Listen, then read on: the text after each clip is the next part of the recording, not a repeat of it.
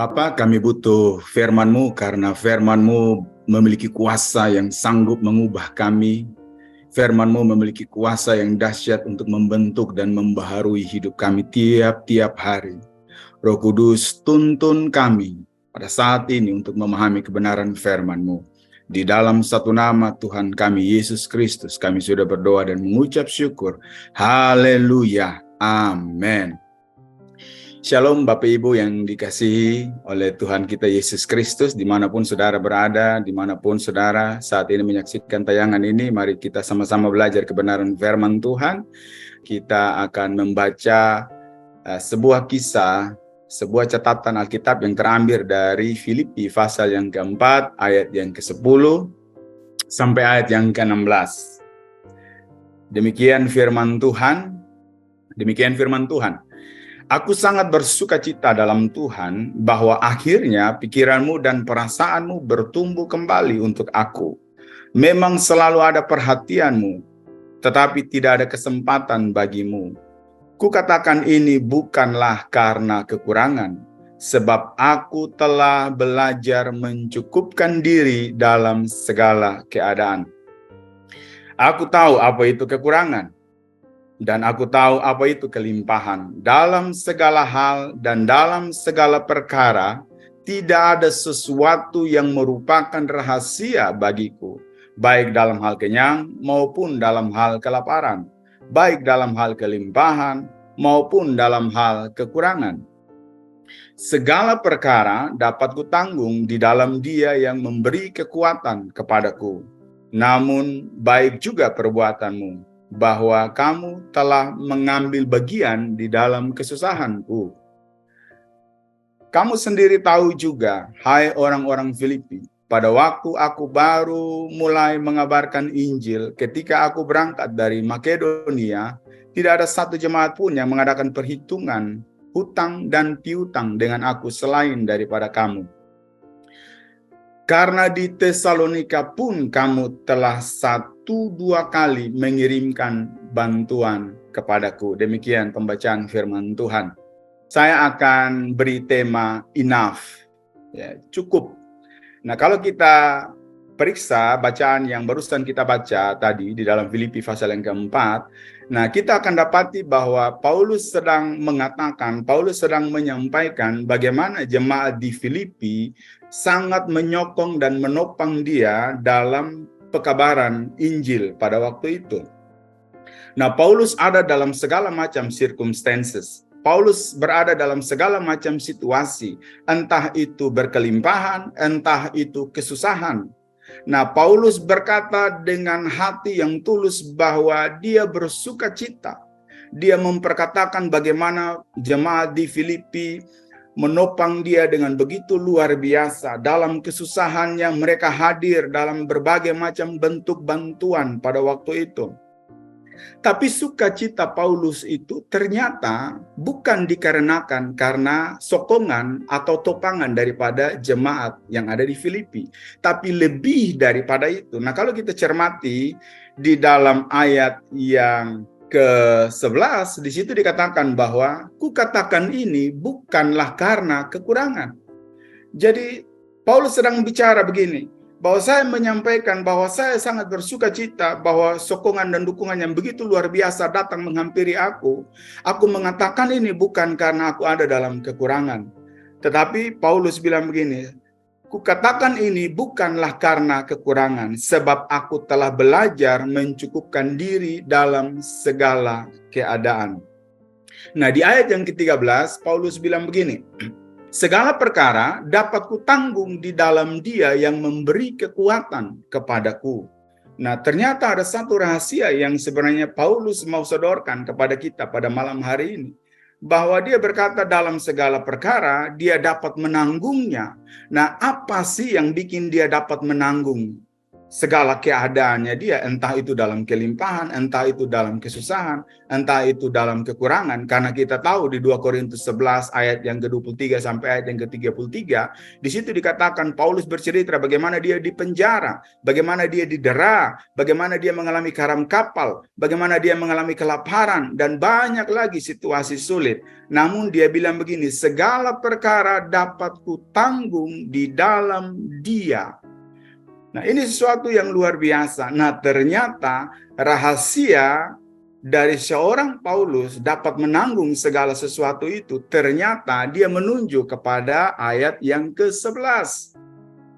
Ternyata rahasia Paulus sampai dia dapat menanggung semua keadaannya dia. Nah, ternyata ini bahwa dia belajar mencukupkan diri dalam segala hal.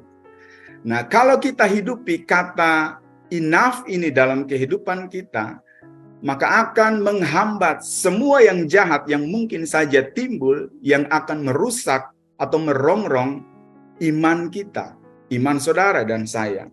Kenapa ada amarah? Karena ketiadaan kata cukup terhadap sakit hati. Kenapa saudara dan saya sulit sekali mengampuni? Karena ketiadaan kata cukup terhadap iri hati. Kenapa orang di luar sana banyak sekali melakukan korupsi? Karena ketiadaan kata cukup dalam kehidupan mereka. Kenapa orang bisa berselingkuh di luar sana terjadi di depan mata kita? Karena ketiadaan kata cukup di dalam kehidupan mereka. Nah, belajar dari apa yang terjadi dalam kehidupan Paulus ini sesuatu yang luar biasa.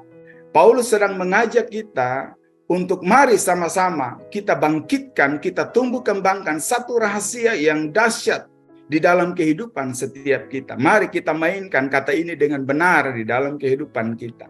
Ketika kita mampu berkata cukup terhadap segala sesuatu yang jahat, maka yang baik atau yang benar itu akan lahir keluar dari kehidupan kita. Nah, saya boleh bilang bahwa kata enough ini diibaratkan sebagai portal. Nah, saudara tahu portal itu akan menghambat, berfungsi untuk menghambat atau menghalangi semua unsur asing yang mungkin saja masuk. Kalau di perumahan-perumahan itu ada portal, nah portal itu berfungsi untuk mencegah orang asing yang bukan penghuni kompleks itu untuk masuk dengan leluasa. Nah, demikian juga dengan kata cukup. Kata cukup ini juga diibaratkan sebagai rem sebuah kendaraan. Nah, kalau rem itu berfungsi untuk menahan lajunya kendaraan, maka kata cukup ini juga berfungsi untuk menahan lajunya segala hawa nafsu jahat yang mungkin saja timbul dari dalam kehidupan kita.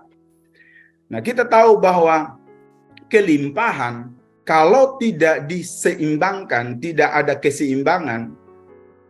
Kalau dalam kelimpahan kita tidak mampu mengatakan rasa cukup kepada jiwa kita, maka kelimpahan akan menjerumuskan kita ke dalam rupa-rupa hawa nafsu. Demikian juga dalam hal kekurangan, bukan saja dalam hal kelimpahan, dalam hal kekurangan pun demikian. Kalau dalam kekurangan, dalam kesusahan, dalam kesulitan, kenapa orang bisa mencuri? Karena tidak mampu berkata cukup kepada dirinya sendiri. Tetapi kalau kita mainkan rasa cukup ini secara benar dalam kehidupan kita, maka kita akan jauh dari apa yang jahat dalam pemandangan Tuhan. Nah, saya mau bilang bahwa kita sulit mengampuni. Kenapa kita begitu sulit mengampuni? Kenapa kita marah? Kenapa kita tipu sana, tipu sini? Kenapa kita sulit berubah? Kenapa kita berbuat jahat? Kenapa istri berlaku jahat kepada suaminya? Kenapa kita tidak hidup saling mengasihi? Perhatikan rahasia ini yang sedang disampaikan oleh Paulus. Belajar mencukupkan diri dalam segala hal. Ini sesuatu yang luar biasa sekali. Waktu saya renungkan bagian firman Tuhan ini, wow, ternyata luar biasa. Kita berdarah-darah karena kita tidak mampu berkata dengan tegas kepada jiwa kita untuk cukup, untuk berhenti, untuk enough, untuk stop, untuk sudahi. Tapi kalau kita benar dalam bagian ini, maka kehendak Tuhan itu akan berlaku dalam kehidupan setiap kita. Ini sesuatu yang luar biasa. Ya. Saya mau bilang juga bahwa di dalam Matius pasal yang ke-6 ayat yang ke-11 di situ dikatakan juga bagaimana Yesus ketika mengajarkan kita berdoa Bapa kami di sorga. Nah, ada satu bagian penting yang menarik di situ. Di dalam ayat yang ke-11 di situ dikatakan berikanlah kami pada hari ini makanan yang secukupnya. Ternyata Yesus pun menggunakan kata ini, enough. Kenapa kata ini harus terselip dalam kalimat itu? Karena ketiadaan kata cukup akan membawa kita kepada keserakahan. Ketiadaan kata cukup akan membawa kita bukan saja kepada keserakahan secara rohani, tapi kalau kita makan tanpa batas, tanpa ada kata cukup, maka kolesterol akan naik, darah tinggi akan naik, dan rupa-rupa penyakit lainnya akan mengikuti setiap kita. Pesan buat setiap kita pada malam hari ini lewat pembacaan firman Tuhan, bahwa mari kita belajar dari apa yang dimainkan oleh Paulus. Ternyata Paulus tahu rahasia untuk mengatasi segala situasi, sekalipun dalam titik nadir, sekalipun dalam titik terendah, dia mainkan rahasia ini. Makanya dia bilang begini, tidak ada satu yang merupakan rahasia bagiku. Ayat yang ke-12, saya ingin kembali ke ayat yang ke-12, saya mengutip dari terjemahan bahasa Indonesia masa kini, dia bilang begini, saya sudah mengalami hidup serba kekurangan, dan juga hidup dengan berkelimpahan. Saya sudah mengenal rahasianya. Nah, rahasia ini yang sedang mau disampaikan kepada Paulus buat setiap kita pada malam hari ini. Kiranya firman Tuhan pada malam hari ini memberkati kita, dan mari kita belajar untuk hidupi kata cukup yang powerful ini. Mari kita berdoa. Terima kasih buat kebenaran firman-Mu pada malam hari ini. Kami percaya bahwa kuasa firman-Mu tidak akan pernah berubah. Kuasa firman-Mu akan menjangkau setiap kami dimanapun kami berada. Dan bagi Bapak, Ibu, Saudara yang sedang menyaksikan tayangan live ini, mari dekapkan kedua tangan saudara di dada, apapun persoalan, pergumulan. Mungkin saudara sedang mengalami kesulitan dalam pekerjaan. Mungkin saudara sedang bermasalah dalam rumah tangga, dalam karir, dalam keluarga, anak-anak, pendidikan, jodoh, apapun itu. Percaya bahwa kuasanya tidak pernah terlambat untuk menolong saudara pada malam hari ini. Kuasanya akan menjangkau saudara dimanapun saudara berada. Mujizatnya masih berlaku. Terima kasih Tuhan, kami percaya bahwa apa yang kami doakan sudah kami terima, dan kesembuhan, mujizat, jalan keluar telah kami terima di dalam satu nama Tuhan kami Yesus Kristus. Kami sudah berdoa dan mengucap syukur. Haleluya. Amin. Bagi Bapak, Ibu, Saudara yang masih membutuhkan layanan konseling dan doa, silakan menghubungi nomor yang tertera di bawah ini. Tuhan Yesus memberkati.